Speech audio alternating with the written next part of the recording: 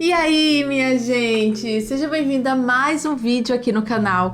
E hoje eu quero esclarecer para vocês aí, dar alternativa para vocês aí a respeito de 3 técnicas de coleta de dados qualitativas, as mais conhecidas, as que a gente mais utiliza na pesquisa científica. Então, bora lá!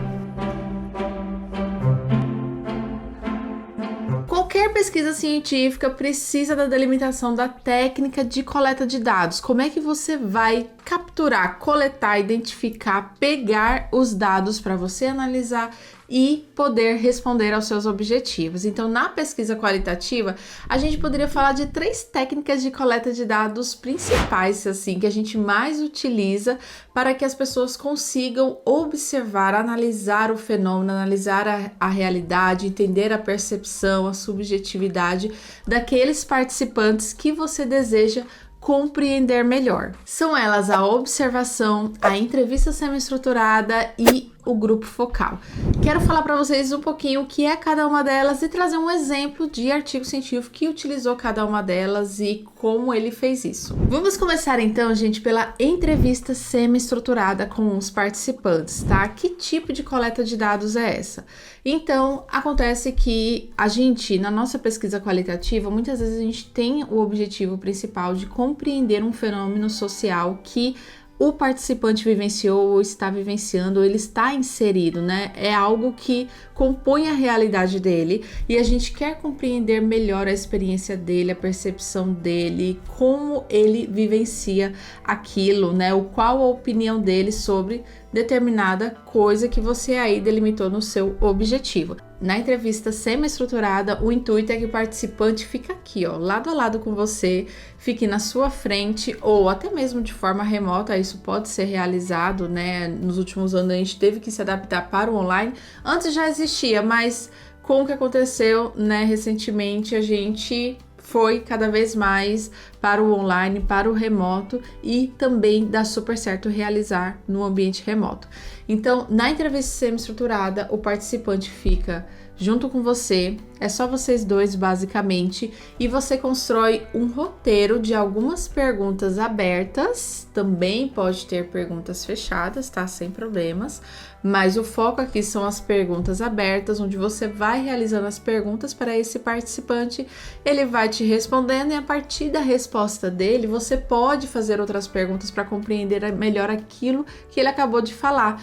Ou você pode seguir com as perguntas do seu roteiro. Então você vai ter um guia, né? Um tópico guia, um roteiro de perguntas para você seguir ao longo da sua entrevista. Lembrando que essas perguntas estão alinhadas com o seu objetivo, né? Essas perguntas devem ser capazes de gerar respostas coerentes e interessantes para você conseguir atingir principalmente seus objetivos específicos.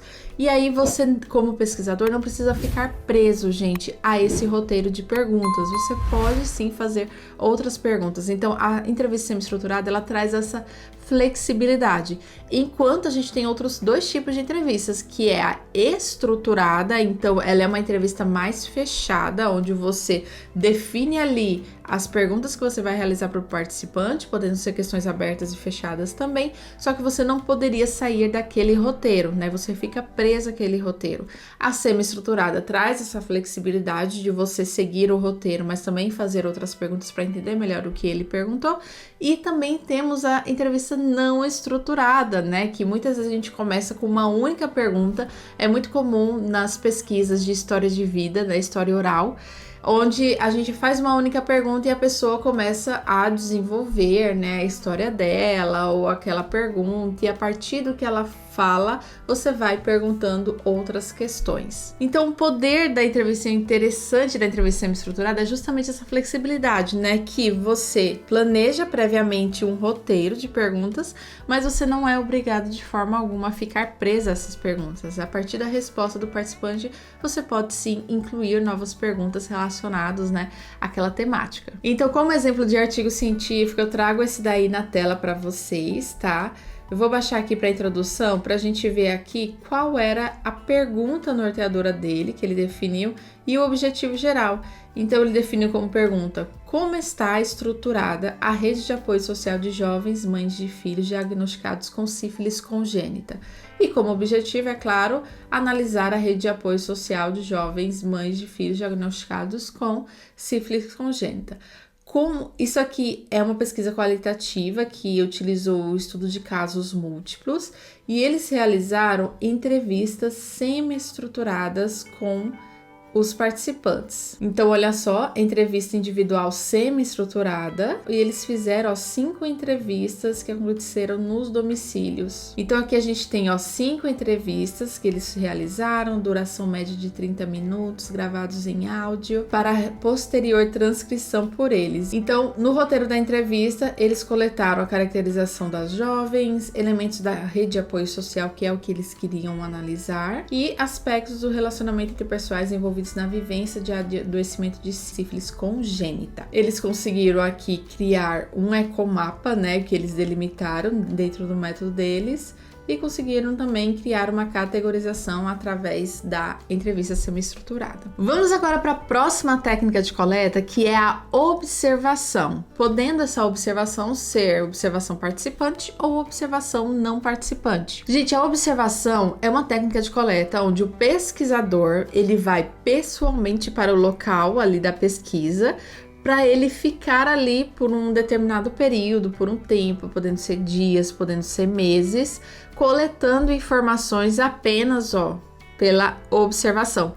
Então, o pesquisador, ele leva com ele um diário de campo, um diário de pesquisa, ele vai ter sim um roteirozinho estruturado, contendo os itens que ele deseja observar, né, sobre o fenômeno que ele está analisando, e aí ele vai lá no campo e fica lá, gente, observando. Simples assim, você fica lá só olhando. Então, a gente também tem a classificação, é claro, da observação, que é em observação participante ou não participante. A observação participante vai acontecer quando você está envolvido em alguma situação.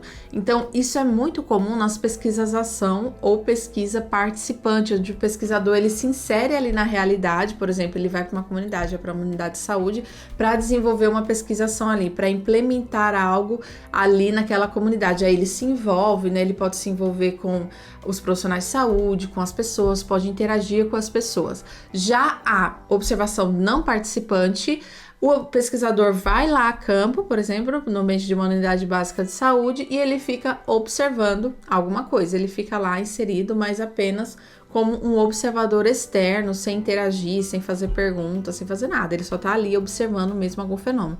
Como exemplo, né, eu trago a minha experiência para vocês, onde eu já fiz observação não participante numa entrevista que queria analisar as atribuições, a conduta, a relação de gerentes da unidade básica de saúde. Então, eu fui para lá por uns 2, 3 meses, eu acho, e aí eu ficava nos turnos da tarde lá sentadinha, olhando na sala junto com o gerente, só observando ele trabalhar e anotando o que era necessário. Então, a observação, gente, ela acaba sendo valiosa porque ela é capaz de captar comportamentos, interações sociais, o que acontece de fato no ambiente. Então, não é só você coletando informações como participante, com alguém que vivenciou aquilo, mas você está observando aquilo e você está com um olhar de pesquisador externo, né? Uma pessoa externa olhando de forma analítica para um fenômeno que está acontecendo ali na prática. Então, muitas vezes a observação ela é inserida num projeto de pesquisa junto com outra técnica de coleta. Então, é muito comum a gente fazer um combo entre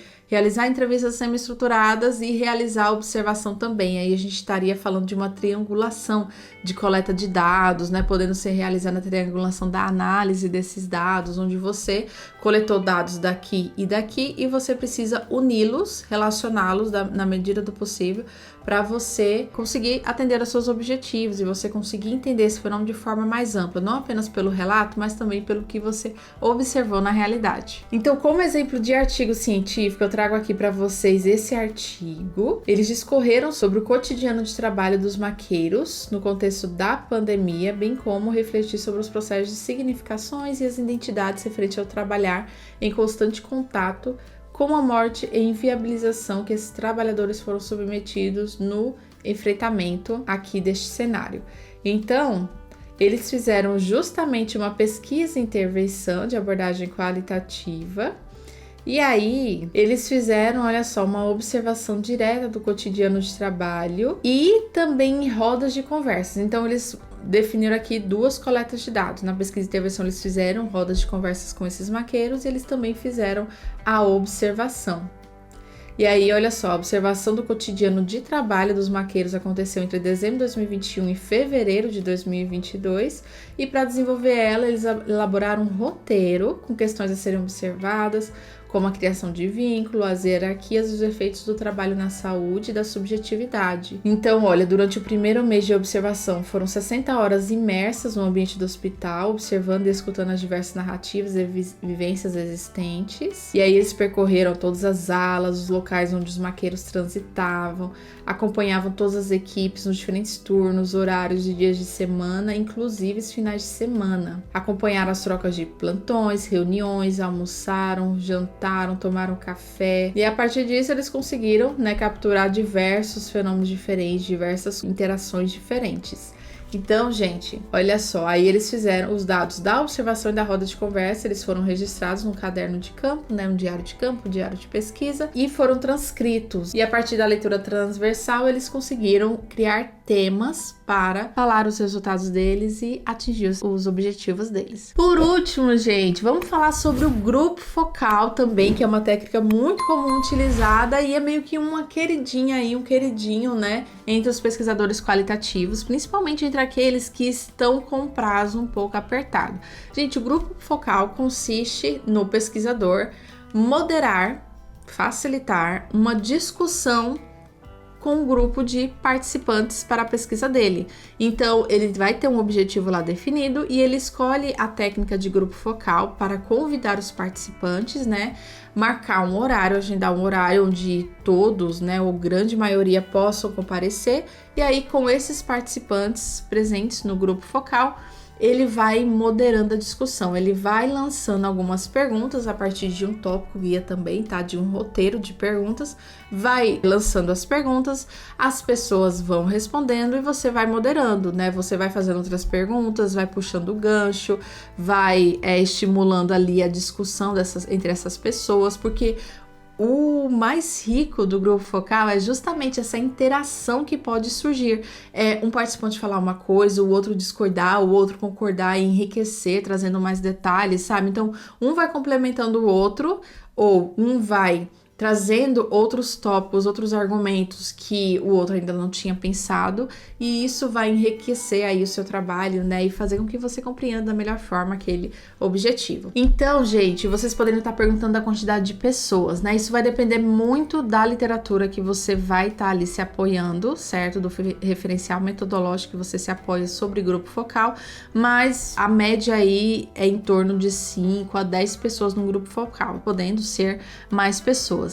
E a gente precisa tomar cuidado também, porque nem todo objetivo, nem todo objeto de pesquisa, tema de pesquisa, vai permitir você realizar um grupo focal, porque podem ter alguns temas, algumas discussões que às vezes as pessoas se sintam envergonhadas de compartilhar, ou elas se sintam ameaçadas, ou elas sentem um certo receio de colocar ali em frente às outras pessoas, sabe?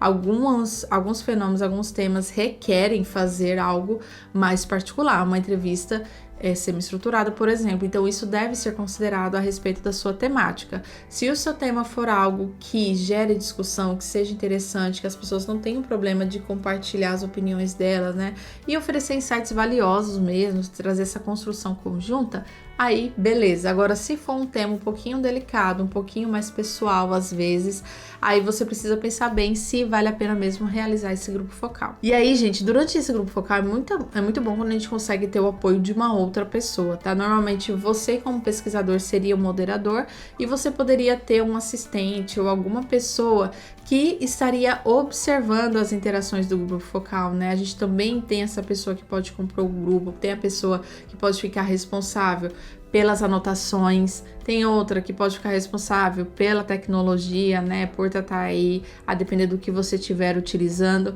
mas normalmente tem um moderador que faz as perguntas. Às vezes a gente faz esse papel também de ir anotando algumas coisas principais que você pode trazer até mesmo na moderação, mas se tiver uma outra pessoa que possa te dar apoio para ficar na observação desse grupo, na observação das expressões faciais das pessoas, do jeito das pessoas, né, que muitas vezes o moderador acaba não absorvendo mesmo, porque eles estão tão envolvidos já naquela discussão, e essa pessoa ficaria responsável por fazer essas anotações, fazer pelo menos em tópicos, né, como é que o grupo focal foi conduzindo assim. Pode ajudar bastante posteriormente na transcrição e na análise desses dados. Então, gente, como exemplo de artigo para vocês, eu trago esse artigo que tem como título Aceitabilidade e Aplicabilidade de um Programa de Intervenção com Usuários Dependentes. E como objetivo eles definiram, olha só, explorar a aceitabilidade e aplicabilidade de um programa de intervenção com pessoas dependentes de substâncias. E aí eles fizeram um estudo exploratório com abordagem qualitativa e olha só, eles realizaram grupos focais e esse daqui foi online. Sim, a gente também pode realizar grupos focais online. A gente já vê na literatura, a literatura relatando sobre grupos focais por texto, por mensagem, grupos focais por vídeo de forma remota e grupos focais presenciais. Claro que cada um tem os seus prós e os seus contras, né, que a pessoa precisa analisar para tomar essa decisão. Então eles fizeram online, utilizaram a plataforma Zoom, né, gravaram um áudio e foi em fevereiro de 2021. O grupo focal foi com 6 enfermeiros, teve a duração de 1h40 minutos. E aí eles colocaram aqui as perguntas. Olha, primeiro, no âmbito dos programas de apoio medicamentoso, considera vantajoso um programa estruturado de capacitação para a autogestão das consequências da dependência das substâncias? E aqui a gente tem a pergunta 2. O que deve constar um programa desse tipo? Intervenção, duração, objetivos, intervenientes... E o 3 também. Então você vê, eles fizeram, gente, apenas uma reunião de grupo focal, fizeram essas perguntas e olha só, depois eles ainda optaram por fazer uma entrevista semi-estruturada. Então isso é interessante, né? Por isso que eu escolhi esse artigo para vocês. Normalmente a gente só faz o grupo focal. Esse daqui integrou o grupo focal com a entrevista semi-estruturada. Então, nós como pesquisadores, a gente tem essa abertura, essa liberdade para escolher as técnicas, integrar as técnicas à metodologia da melhor forma que a gente julgar para atender aos nossos objetivos. Esse é o intuito. Qual a metodologia, qual a técnica de coleta de dados que melhor vai responder aos meus objetivos, que vai fazer com que eu compreenda da melhor forma possível aquele fenômeno social que está acontecendo, aquela compreensão sobre aquela realidade, considerando, é claro, o tempo que você tem, né, os recursos necessários que você vai precisar e que você possui. É aquele negócio, né? Fazer o melhor que você tem com as ferramentas que estão disponíveis para você. Então, minha gente, se você gostou desse vídeo, tasca aí o botão gostei aqui para ajudar a gente, por favorzinho. Aproveita também, se inscreve aqui no canal e ativa o sininho para sempre que eu postar um vídeo novo aparecer aí, ó, uma notificação minha no seu celular. Muito obrigada por assistir, gente, e até mais!